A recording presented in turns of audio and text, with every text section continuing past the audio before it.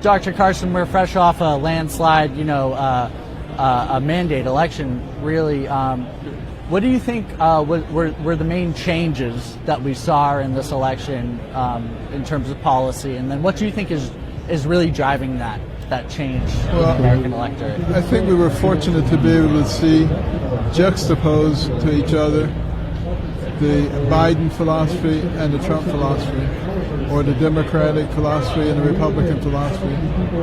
And there was no big gap in between, so people didn't have to scratch their heads and try to remember stuff. I think that made a very big difference, because some of the things that the Democrats were proposing were sort of way off base.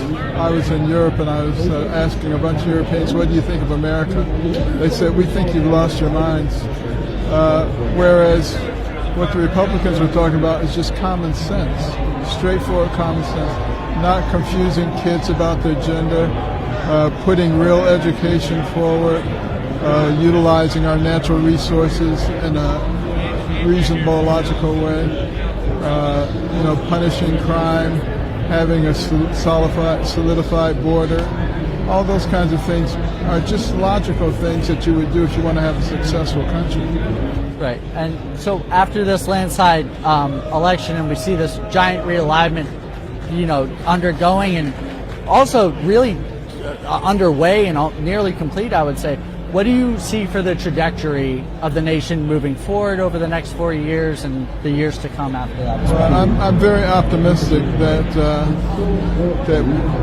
Trump will be able to fulfill his promises. That will make a big difference.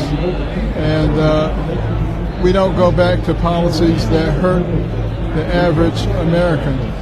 Policies, energy policies, for instance, that drive the prices through the roof of energy, which then has a domino effect on food and housing and everything else.